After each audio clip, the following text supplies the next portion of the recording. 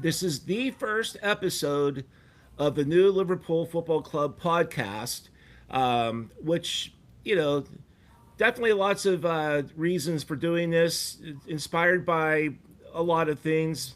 I think the World Cup podcast I did definitely sealed the deal with moving forward with the Liverpool venture that we are doing. And I have this great guest who was on the World Cup podcast, Roger Ricketts, who is a massive football supporter, Liverpool Football Club supporter. And Roger, first off, welcome and thanks for being part of the first episode, Thank you. the Happy to be here. inaugural episode of the Phil's Place Liverpool Football Club podcast. Um, we were trading some text messages throughout this match. Um, you know, I have a lot of thoughts, and I'd rather hear from you first. You know more about this game than I do, and, we saw we what so. What's on your mind right now? Like, what are your Yeah. takeaways?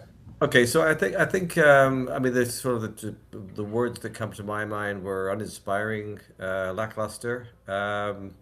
So I've got sort of like a negative and a positive spin on it. I think the negative spin, if I can do that one first, would be Yeah, it looked as they started out as acted like they'd finished off last season, vulnerable at the back, a little ponderous in midfield, not much cutting edge at the up top. So that's the negative side. I think the positive spin on it would be that brand new manager, new systems, first game of the season, some betting image to be done, and players figuring out the new system that the manager wants to implement. So, and I do tend to err towards that side. It is game one, and play, even though all the turmoil that Newcastle have had through the summer. St James Park is still a very tough place to go, regardless. right. So did Liverpool deserve a point? I don't think so, but we got a point. We got away with it, so we'll go from there. But I think there's still clearly a lot of work to be done. I think the other worry for me is Verts. He just didn't show up again today. We're expecting him to get used to the Premier League at some point, but based on today's performance, he's still struggling with it. I agree. I expected more from the midfielders and the attack people. Um, I think Isak had how many touches, for example? Maybe Just 20. Yeah. count. Yeah, yeah, not many. Um, my first disappointment was Gravenberch not taking that shot. He had a Hmm. clear shot. I think it would have been a great scoring chance regardless if it's saved or if it goes in. Instead, he throws a soft pass to, I don't even know who was on the other side of that pass, but it was easily intercepted. Hmm. And Newcastle showed that they have a very good attack, and they brought that ball up so fast. That transition was so quick. We had two center backs that were back on the play, and that was it. I think with Kirka's trying to speed up um, and get to the play, but it was too Hmm. late. One Hmm. nothing, 1-0, 1-0, 5 minutes in, and Well, I I thought, mean, here we go. two counterattacks, two goals. And Right? obviously, the Liverpool back four do not look comfortable with somebody running at them. That was No. very clear. So that's got to get addressed. But yeah, again, it seems to me it's very similar problems that we witnessed and suffered through last season. So let's see where we go from here. I think next game up is Nottingham Forest at home. So It they is lost next Saturday. yesterday. So let's see. First home game. Nottingham Forest have not come out of the gates pretty quickly. So we're hopeful for a much better performance on next Saturday. Right. And I didn't really watch many other matches this weekend, but I'm under the impression that many of these matches could have been lackluster because you're talking about coming off the World Cup for a Yep. lot of these Yep. players. You're talking about a short preseason. Somebody like a McAllister just joined the club recently. He was given an extended break. Hmm. especially making it to the final. So, and I said this in a Pittsburgh Steelers podcast I do with my friend last year. The first four games of the season are kind of like you're still gelling as a team. Yep. You're still getting used to each other. You're still trying to find that groove, and then that's the first quarter of the season, and then you after four games, you're supposed to be playing well as a team, and I see that with European football too. Hmm. Hmm. It's going to take time, and we can't be upset about this match. Very lucky to get 1 point. I I Yeah, mean lucky. Yeah. that was handed to Liverpool in a silver tray, Hmm. um, and Hmm. it was a penalty. It was knee to knee, accidental, but it doesn't matter. That was a penalty. It was the right call, and thank God for Slobosai because you can count on him in the penalties. That was that. I don't know if you listened to what Lee Dixon said after the penalty. He said the goalkeeper could have dived for that yesterday and still wouldn't have made it. He I mean, that buried was it.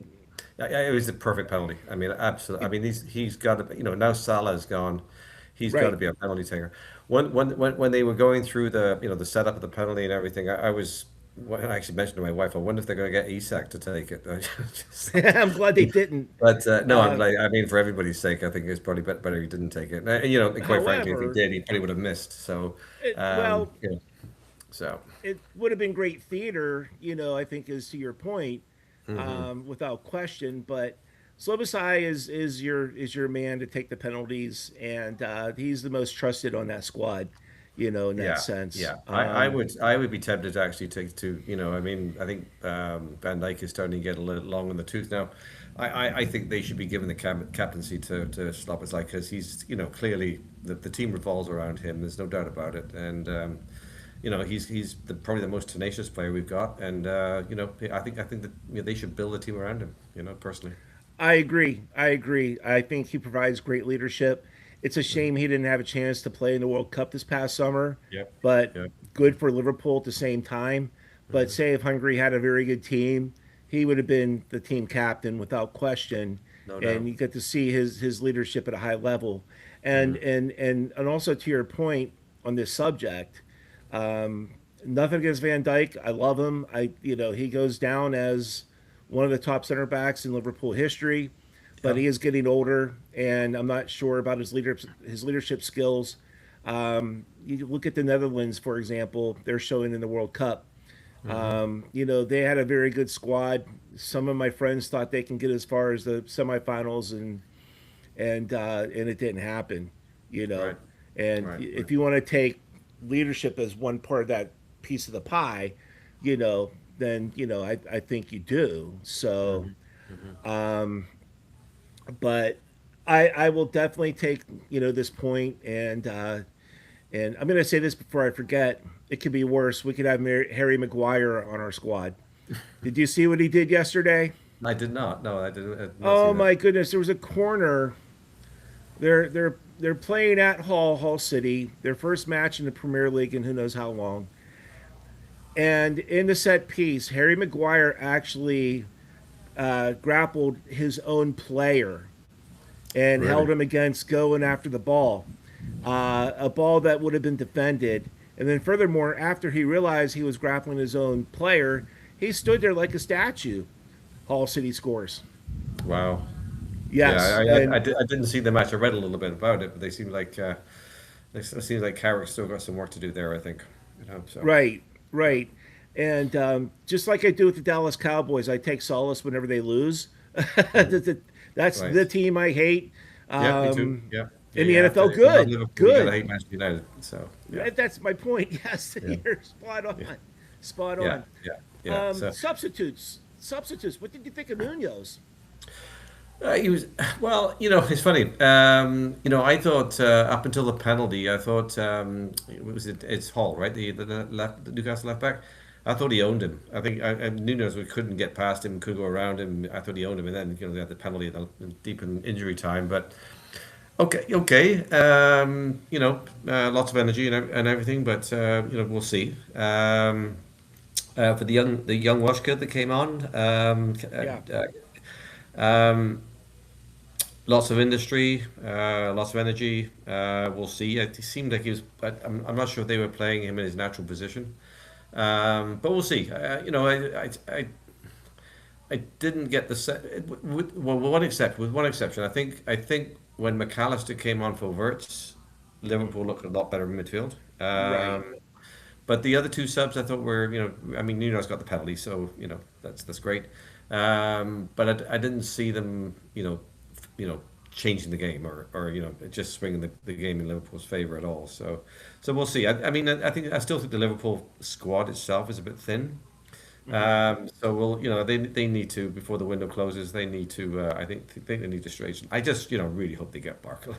I mean, getting Barkley in would be just amazing. But Right. typically when these things drag on this long, they don't happen. So we'll Right. see. I'm hopeful, but I'm not gonna, not gonna rely on it. So Yeah. I mean, Ariola's first year. He coached Bournemouth very well last season, I thought. hmm And 4-2-3-1. That's what Slot ran for his 2 seasons.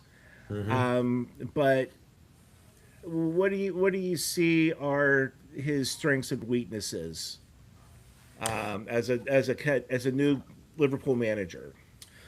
Well, I mean, I think you got to look at his days at Bournemouth, right? What he did at Bournemouth, and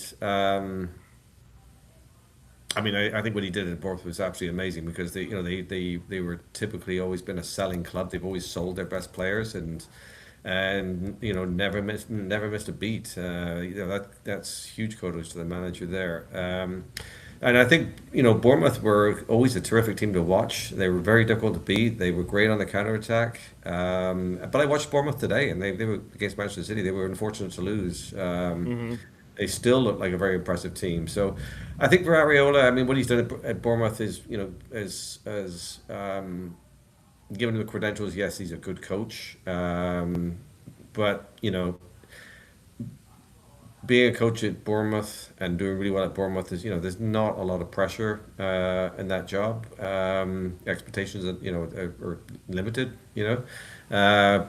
Being the coach of Liverpool is a totally different thing. So Right. we'll see. So I think he's earned. I think he's certainly earned his shot. I still think I still think it was a good signing. Good move to get him. But is it a risk? Yeah, it's still a bit of a risk. He's not a proven entity at this level. So, but I do. If I was making that call for Liverpool, I think I would make the same call. But maybe we have to be a bit patient with with him and his systems and stuff. So Right. yeah, My impression is that he wants speed. He's demanding speed. yeah, And that's what you saw today with the left back and the right back playing up. hmm He expects them up and down as fast as possible, kind of like Andy Robertson was at left back. yeah, yeah, yeah. TAA at right back, those guys were speed burners, and they can hmm get back no problem. hmm I don't think that Kirkes has that kind of speed. Frimpong he's got some wheels on him. He can run. Yeah. Um, Not sure if he can defend though. That's the thing. The no. worry from Pong is can he defend? Particularly against a Oh, physical player. He just seems like he gets pushed off the ball too easily. But I mean, I love him going forward, but he sure. looks a little frail defending to me. So Well, Kirk has had 3 scoring chances today that I yeah, saw. yeah, The yeah. first attempt was a outstanding save. hmm He bounced the ball perfectly off the pitch, and he barely got to it. That could have been a goal. Probably should have been Right, a goal. right, right. Um, so I'm glad to see that he's taking his chances, hmm rather than passing them off. Because that's just a pet peeve of mine. When you have an Right, open shot, you take it. You right. you you win by scoring goals. You don't win by being unselfish and style points. Exactly, exactly, So exactly right. yeah. Who else stood out to you by chance? Like I say, I think McAllister made a difference when he came on for Yep. Verts. It just the transition to midfield seemed to be quicker. Let me think now. Gakpo, I think Gakpo, did okay. Yep. I think with Isak, I think it's probably I just can't imagine. being booed by 55,000 people every time I touch the ball. It must get to you eventually. I mean, it has Well, they to. cheered him once, and that's whenever he blew that When he, shot. when he missed that chance, yeah, yeah, yeah. Right. I mean, just admit it, he skied it. Outside of that, I mean, I thought it was a very, all the players a very ho hum display, kind of, not terrible, but not didn't get me jumping up and down my seat for sure. So, but again, Right. early days, first game of the season, new manager, difficult place to go. So a lucky point at the end of it. Well, I guess I'll take it at this point. I think I probably read into next week's game more than this game because we're going Sure. to be home against a team we should beat. We lost at home to them last year, Right. so I would like to, I would hope to see we're going to see a little bit more adventure with the game with the style of play on next week than they did today. So, I mean, Well, at least more. they held the ball for a long period of time. They were passing the ball nicely, kept it on the ground, but there was no, they never sort of really looked like scoring. It was that, it was pretty to watch. Watch them, transition the ball through, but as soon as it got close to the box, it just didn't feel like they were going to score. And I was thinking it was going to be more likely 3-1 than 2-2. At the end of the day, because Right. I mean Newcastle, threaded the ball across the box a couple of times. No, just needed a touch and it was in. So again, a little lucky, I think. Well, you hit it on the head. I mean, got to focus on defense. They Yeah. have 6 days, less than 6 days, Hmm. to make major improvements. Thank God, Forest doesn't have Anthony Gordon anymore in their squad. Right. You know, Well, yeah. Well, he's Newcastle. Andy Gordon was Newcastle, um, but you're thinking. Well, they had Alanga, and who else did they trade? The other speedster.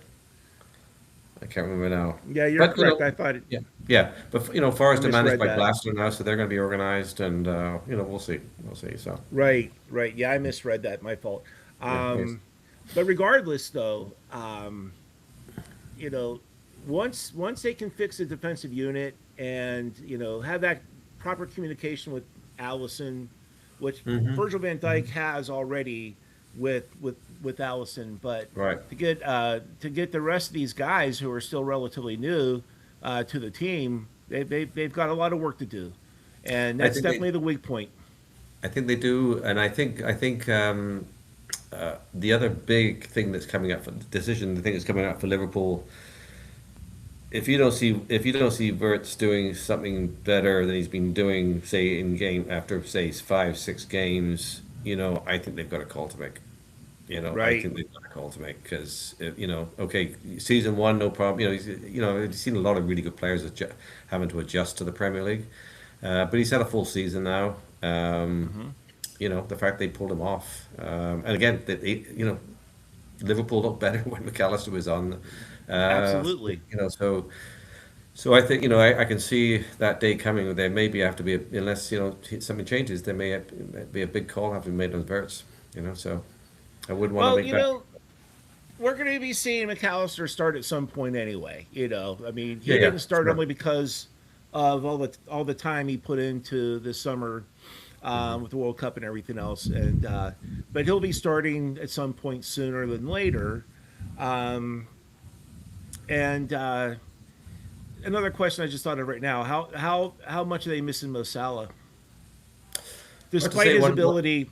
Yeah, well, yeah, but then again, the last couple seasons, Mo Salah has not been the Mo Salah we loved for the previous years. So he hasn't, Right.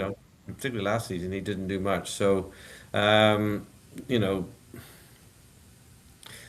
the only time I thought of Mo Salah today was when the penalty came up, and it was like, Right. well, if Mo Salah's not, who's taking the penalty? And then we had the discussion about Isak, but Slobostai clearly, I mean, I think the question has been answered. Slobostai is going to take penalties for Liverpool, but Yeah. because Salah didn't do much last season and maybe even the season before that, I think that I think I mean, you're always going to miss a player of that quality, but he's not going to be the miss that he was if he left like 3 years ago. So On the pitch, I agree, but just having him around, having him as a yeah. presence, as a leader. Well, you did, but don't get. He was also disruptive last year. He had those comments about Yeah. slot, and then it was. So in some ways, he was also disruptive last year as well. Right. So Right. yeah, That yeah. is true. That is true. Hey, one thing, Um, if I can just change text a little bit. One thing I would like to just mention, okay? You saw the tribute to Kevin Keegan before the game. Uh, yes, it was beautiful. yeah. So Keegan was always been historically my favorite Liverpool player of all time. Probably one of my favorite players. Growing up and playing this game, was a player I always look up to, and just an absolute giant. He was a small guy, but absolute giant as a player, and also a fantastic manager. And I think probably for a lot of people that were listening to this, it was before their time, being involved in this game. But yeah. But so here's two things I'd like you to just for everybody to go and take a look at. Okay. So firstly, so just a little background.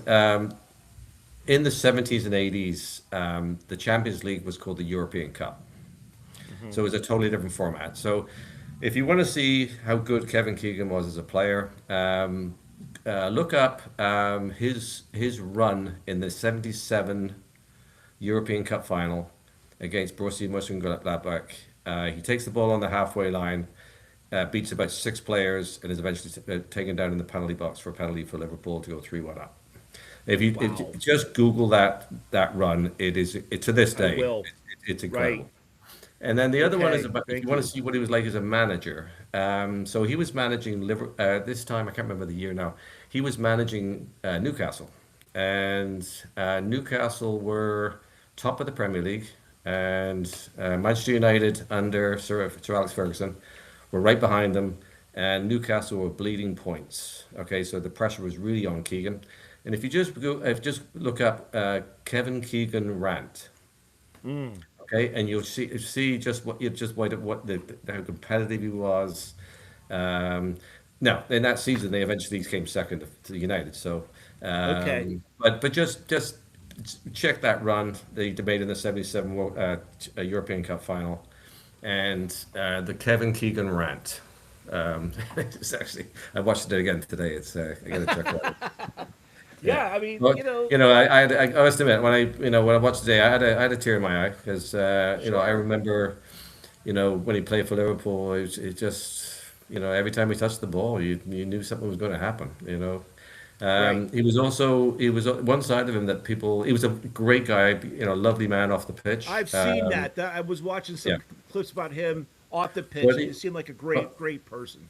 Yeah, but he also had a feisty side to him. He got sent off a few times for punching guys and stuff. So yeah, I think there's a with the Billy Bremner was the manager of Leeds. Leeds and Liverpool at one point were the two big clubs in the Premier League, and the two of them used to go at it pretty good. I Wow. remember Keegan got sent off for punching Billy Bremner in the face. So Okay. Okay. yeah, What but was look, what, check him out. I He was will. a fantastic man, fantastic. I wrote this down. I made note of it, and I'm going to comment about it for sure. Yeah, This but is yeah, wonderful. I'd like to hear what you thought. Yeah, I'd like I to hear will your for thoughts. sure, Roger. Thank you for Okay. that.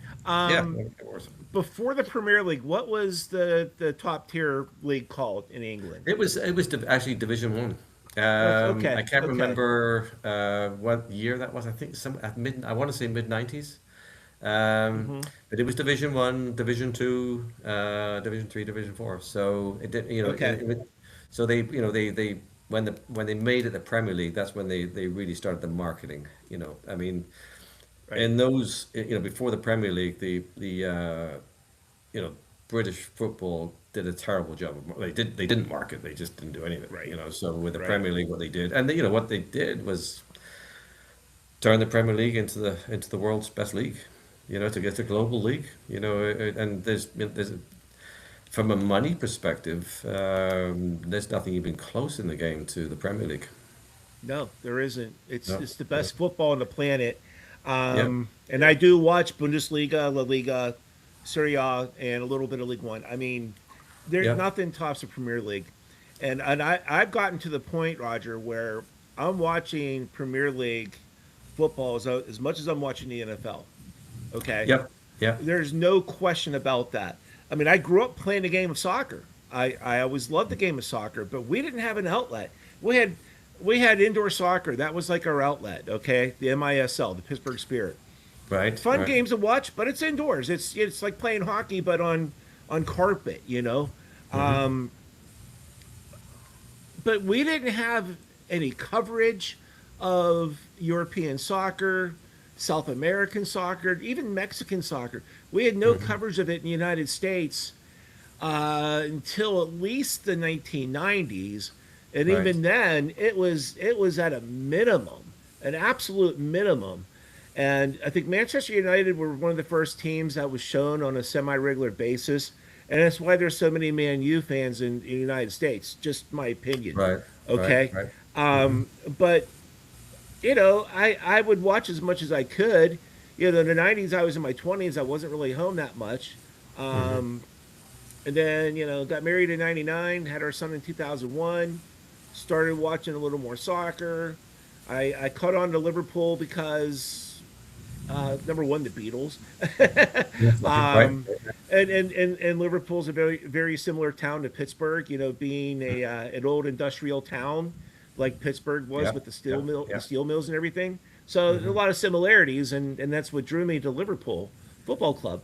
And then it was the 2005 UEFA Champions League, the championship game Right. Okay. um, Yeah. against Inter, and I watched it, and that has to go down as one of the best soccer matches I've ever seen in my entire life, Right. I remember without that game. question. Yeah. Yeah. Well, Oh. just to give you an idea, just put in perspective how far the Premier League has taken the English game. Okay, so prior to the Premier League, if I go back to the you know 70s, 80s, um, they would never show live soccer on TV because Mm. they wanted to make sure the ground was the seats were sold out. Right. So they would not show any live football. So you take that, and then what would happen on in in those days in Britain there's only like four TV channels, Hmm. and the only football you could see on a Saturday, which when all the games were played, was like at 10:30 at night, where they just show the Mm. highlights of I six see. or seven games. 'Cause it used to be called Match of the Day. Hmm. So if you think about that, and where how the Premier League is today, like global, you know, just I don't know, a billion people watching or something, in space of 30 years, that's a big change in a relatively short period of time. It, So it changed sport as a whole. yes, Um, yes, and I never really thought that much about this, the marketing part of the Premier League. hmm, Although in the back of my mind, I knew that it had grown so fast and it's very popular, which I absolutely love. They market the best marketing you can do for any sport. Um, but I didn't realize, just how bad the marketing was with football in it England. was it Or was pitiful. Yeah, and okay, okay, yeah, yeah, and I don't think the other countries are any better. So it no, just no, definitely not. yeah, and it's also interesting. When we just had the World Cup, so like again that period of time, the English league was English players. Hmm. Really, I mean, I think their big first splash was there were two Argentinian players came to Spurs, Ardiles, and I can't remember the name of the other guy. But it was such a big deal that we had two Argentinians playing in the English league. Right. So what happened in World Cups in those times? You obviously knew the English team and all the players of the English team, but if we played, I don't know, France, maybe they knew some German players, but you really didn't know any of the players of the other teams. So Right. it was a totally different experience to what you have today, where you recognize players from pretty much every team that's in the World Cup. So very very Yeah. the World Cup that in that perspective has changed a lot. Right. Right. Well, you living in Orlando, Florida, and you're watching USA Network for all the matches. You can Mhm. see for yourself that um, NBC Universal has done a great job at marketing the Premier League Yep. here in the United States, Yep. to the point where they're sending their crew. I think the first live show they're doing in another city is in October in Denver, and where they're having it in Denver, that place is going to be packed. Right. Okay, Right. with supporters from all teams. And, and even this morning, I think it was before the Liverpool match, just after the City match, they were showing just like snippets of fans, supporters. It must have been, I don't know if it was Brentford or another team that, isn't going to crack the top 10 in the Premier League. But they had a strong fan base at that local bar in whatever city they were in. So it's so great to see that it seems like all the teams are being supported, and that might be because you have natives from England or whatever that are here in those pockets, those places around the country, or you might just have people who are adopting a team. There's something Right. about a team that attracts somebody, but I need to look at the numbers. Viewership, in the United States, that is Premier League, and how it's catching up to the NFL. Where it stands with the NBA, Major League Baseball, definitely it has to be more than MLS. I mean, I don't watch MLS because it's a weak product. I'd go to a game if we had an MLS team, but it's just not the same football. I'm glad you brought this up, because you've given me some research projects. Number one, Right. but Yeah. but I appreciate the history lesson with Kevin Keegan, because I'm starting to become more familiar with Liverpool's history,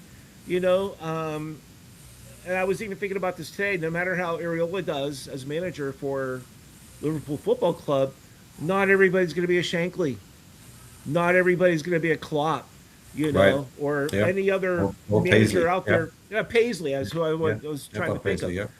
Yeah, nobody's going to be them. You're not going to be at that level. It's going to be very hard to be at that level.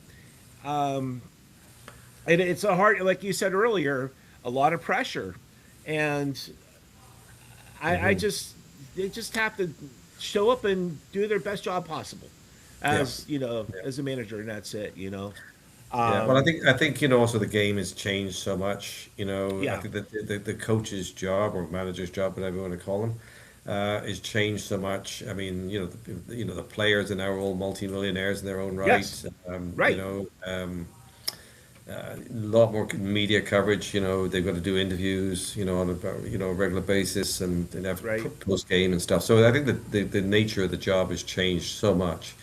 right. I think the job is a lot more difficult today than it was, Oh yeah, before with Shankly's days or Paisley's day. Then I right. think you managed the team, and that was it. Um, but today, it's a lot more complicated, I think. So You're managing egos. You're, like you said, you're managing multimillionaires. They're making yeah, they're making a yeah. lot more money than you are. Yeah, Um, and again, also, if you go back in the 80s, if you were managing Liverpool, let's for example, you'd be managing English, Scottish, Irish, Welsh players. right, So kind of, there wasn't much culture. There was, somewhat of a similar culture. With all due respect to everybody. right. Um, but today, I mean, you're managing players with probably 8 different languages, and Yeah, eight, styles of play. eight different cultures, and Right. it's got to be a lot more, and and just managing the language thing, it must be in itself something that something's got to be managed through. I was thinking about that with Munoz. He's got the easiest way to communicate with Areola, both being from Spain. Exactly. Yeah. They Yeah. can have their Yeah. own conversations. And But I've always wondered whether um, I just think Manchester City, like Guardiola and Rodri and stuff like that, and I've always wondered um, whether they, and if I was managing a club, I would want to do this. I don't care if you're both Spanish. You're playing in the English league. You've got to answer to it. You got to be in the English media. You got to speak English, even right, to each other.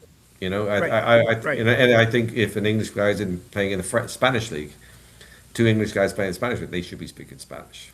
Right, you know. right. So You know, that's I'm going to share this example. This is another hockey example. Sidney Crosby, 39 years old, been playing for the Penguins for 20 plus years. When he played junior hockey, keep in mind he's from Nova Scotia. Okay, okay, when he played junior hockey, he was playing for a team that was based in Quebec. It was a Quebec major junior hockey league, okay, and most of Quebec, French is spoken, and in some places French is only spoken. Okay, and yeah. they No, expect you to speak French I'm up there. married to a French Canadian girl, so I My understand. my grandmother's French Canadian. I Oh, there you love go. it. Very, very, very cool.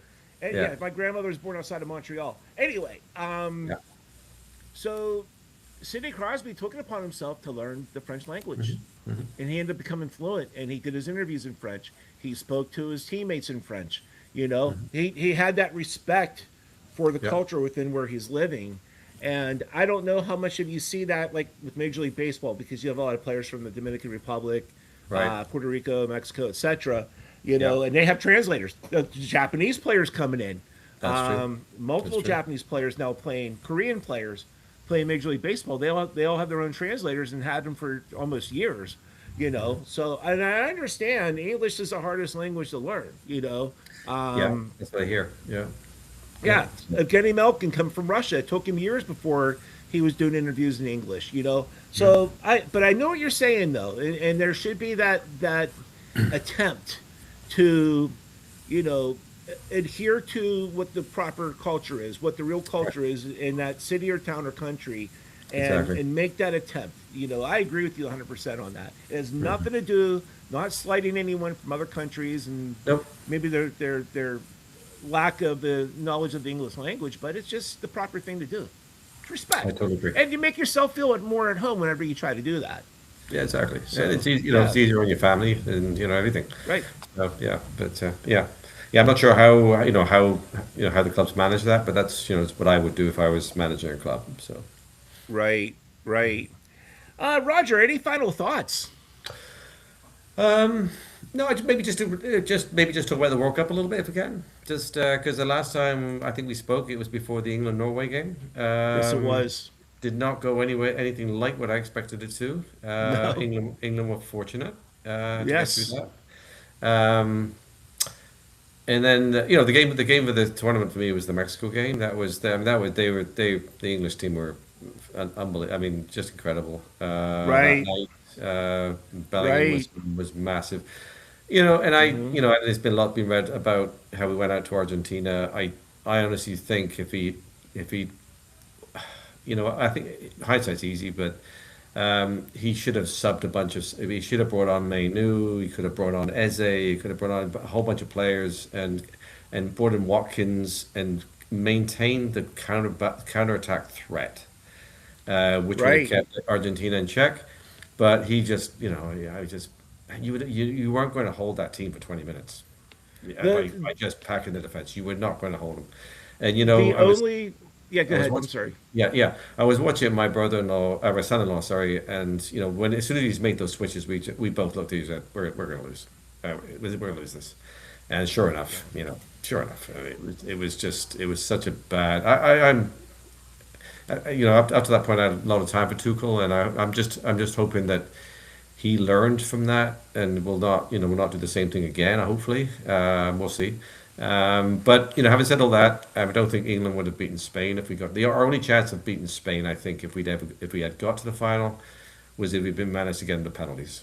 Right. I think that would have been the only way England could have won that game. And Spain were a cut above Argentina, and I Yeah. think they would have been a cut above England too. So to be honest, but I agree. Spain, I, yeah. I mean they marvelous team. yeah, they kind of just they just snuck through the playoff, stuck to the group stage without making any noise, and when it started to count, that's when you saw the quality come through. I just my biggest regret, I would have been happy to see them win. If we got to the final and lost, I'd say that was great. Now, having said all that, after the dust settling, I remember not so long ago, England were not even in the top 10, of the world's rankings. We are now Right. solidly in the top four. We probably are number four. I think you can make the case that we could be above Argentina now. But if you look at over the long term, England's in the wilderness now to be in the solid into the top four in the world. Directionally it's pretty Absolutely. good. Directionally it's pretty good. You know, Absolutely. I'm glad you brought this up too. It wasn't even on my radar, to be honest with you, Right. because just so busy. Yeah, But, Tuchel's only game that he managed poorly was the Argentina game. But he should have known better. His assistant should have said, no, we're going to keep the pedal on the foot on the gas, at least because the 80th minute. But to do it like we scored like in the 65th minute, something like that, he you just, can't you can't do that at that level for 20 minutes. You just can't. you gave Messi, you Getting know, the ball. You 20 gave him the plus ball. minutes, 25 minutes to have the ball and Yeah, to have his way, yeah.